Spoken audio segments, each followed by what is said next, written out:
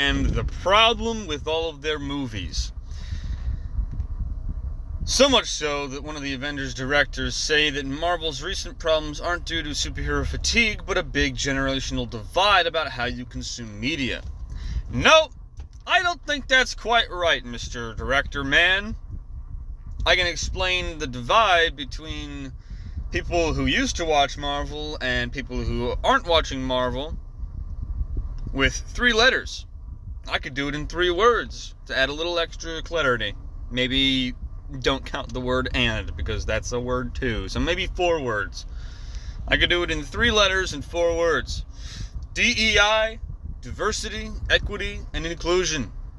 The woke battle cry of the leftist mobs that have been harking and hawking a bunch of garbage for the last however many years, pushing studios to put in a bunch of stuff that's completely unnecessary to stories and tear down characters for the sake of quote-unquote diversity. Diversity that has done nothing but actually make the characters that they're trying to introduce that are part of the DEI, diversity, equity, and inclusion campaign seem completely and totally unlikable. Filmmakers Joe and Anthony Russo were responsible for some of Marvel's biggest box office hits, from Captain America Civil War to Avengers Endgame, but they don't necessarily believe superhero fatigue is to blame for the studio's recent struggles. Marvel had a tough 2023 with 2 flops. It had a lot more than just that. Anyone who says that there were only 2 flops in 2023 or 2 flops in Marvel's history last year, I think you have to go back and look at the numbers once again. Maybe they're talking about the movies that came out in 2023, but if you look at the actual films that have come out since Endgame, with the exception of Doctor Strange and the Multiverse of Madness and Spider-Man No Way Home, every movie that they have put out since Endgame has been nothing but a flop.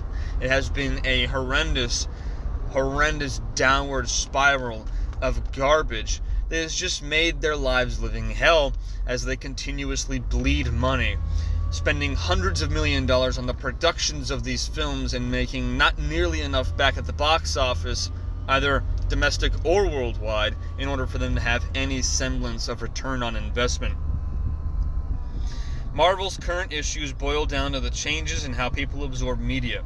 It's a Hollywood-wide issue, not just a Marvel one. If it's an entire industry-wide issue, you would think that it's more than just the way that they're putting out the movies. Does anyone else have an understanding of that?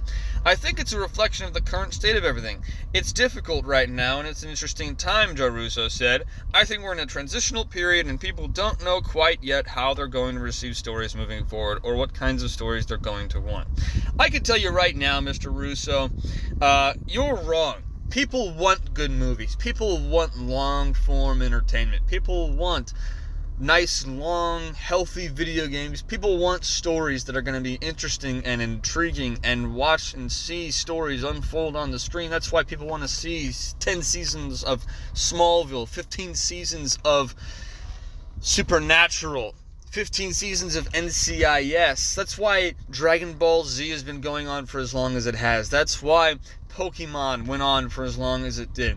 That's why Demon Slayer is in its 3rd season and we're not even close to being done with the story, and why it is that Naruto has had a spin-off show called Boruto. People want long-form entertainment that'll actually keep them engaged for a long period of time as they continue to watch it. Some of those popular TV shows that have come out on streaming services have been episodes that are over an hour long, and people talk about them for hours at a time. People want long-form entertainment, but what people don't want is long-form entertainment that constantly does nothing but preach to them about how disgusting they are for being a straight white guy, or a straight black guy, or a straight white girl, or a straight black girl, or a straight anything, or how it is that because of the color of their skin they have some sort of preconceived and presuppositional notion of privilege. People don't want to see any of that. People don't want to be able to look at characters that they've loved watching growing up and get told by other side characters that they're just privileged. They're privileged because they're male, or they're privileged because they're white, or they're privileged because they're good looking. People don't care to see that garbage. People want to see good stories with good morals, and right now we're not getting that. we're getting a bunch of films that have no idea what it means to be a film, and instead use their 1.5 hour to 2.5 hour landmark as nothing more than a soapbox to preach on. That's why people aren't going to the movies anymore. That's why people are sick and tired of supporting these major mainstream media companies, because every single time that they give them their money, they throw it back in their face and they tell them, "You're privileged! You're evil!" Thank you for the money, though. So go ahead and support people who actually care about you. Go and support The Rippaverse by Eric July. Go and support YouTube streamers who actually talk about this stuff. Go and support anybody, really, who doesn't hate you. And I promise you, you'll have a better luck with them. Alright. I hope you guys have a great day and a great rest of the week.